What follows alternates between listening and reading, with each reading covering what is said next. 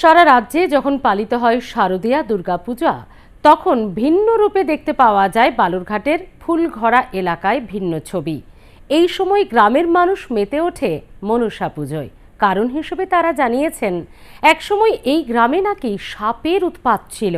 সেই আতঙ্ক থেকে বাঁচতে গ্রামে শুরু হয় মনসা পুজো। মা মনসা বাংলার অন্যতম লৌকিক দেবী। মা মনসা নাগ মাতা।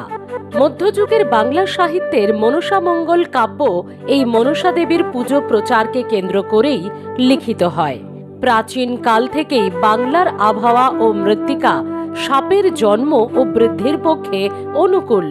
ফলে সাপের সঙ্গে অধিবাসীদের ভীতিপ্রদ সম্পর্ক বহুদিনের।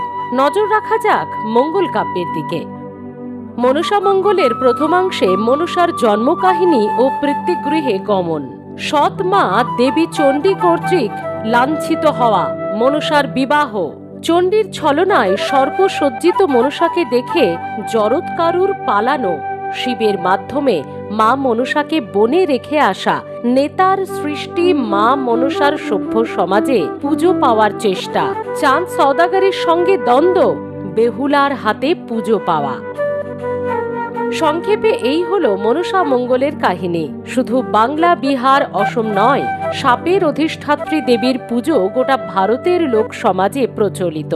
ঠিক একইভাবে দক্ষিণ দিনাজপুর জেলার বালুরঘাটে ফুলঘরা এলাকায় কয়েক শতক ধরে চলে আসছে মা মনসার পুজো। বাংলার মানুষ যখন দুর্গাপুজোয় মেতে ওঠেন, তখন তারা মেতে ওঠেন মনসা পুজোয়। তারা জানান, একসময় এই গ্রামে সাপের প্রচন্ড উৎপাত ছিল। প্রায় দিনই সাপের কামড়ে মারা যেতেন বহু মানুষ। সে সময় স্বপ্নাদেশ পান বুদুর মণ্ডল নামে এক বৃদ্ধ। পরদিন দুপুরে আত্রেই নদীতে স্নান করতে যান। জলের তোড়ে ভেসে আসা কাঠের টুকরো নিয়ে ফেরেন। আর সেই দিন রাতেই ফের স্বপ্নাদেশ পান ওই বৃদ্ধ। ওই কাঠে মনসা মূর্তি বানিয়ে গ্রামে প্রতিষ্ঠা করতে হবে। মা মনসার পুজো করলে মিলবে সাপের কামড় থেকে রক্ষা। এভাবেই গ্রামে 300 থেকে 350 বছর ধরে চলে আসছে পুজো। এখানে সাপের উপদ্রব ছিল। এটা ঘন জঙ্গল ছিল এই বস্তিটা। এখানে খুব সাপের উপদ্রব ছিল। তখন আমাদেরই বংশের বুদর মণ্ডল নামে একজন ছিলেন।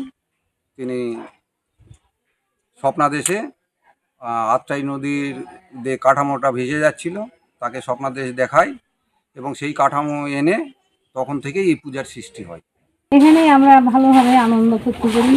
বালুরঘাটে কেউ যায় না, বাড়ির সামনে পূজা, মনসা পুজোয় এরকম আনন্দ ধুমধাম কোথাও হয় না। খুব জাগ্রত মন্দির, সবাই মেয়েটেরা সবাই আসে, আত্মীয় স্বজন গ্রামের সবাই এখানেই হয়, কয়েকদিন ধরে এখানেই কাটায়।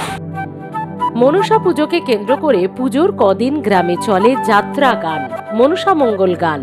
দুপুরে মাকে দেওয়া হয় নিরামিষ ভোগ। গ্রামবাসীদের বিশ্বাস, মায়ের কৃপায় তারা সুরক্ষিত রয়েছেন এবং তাদের সন্তান সন্ততিরাও এভাবেই ভালো থাকবে।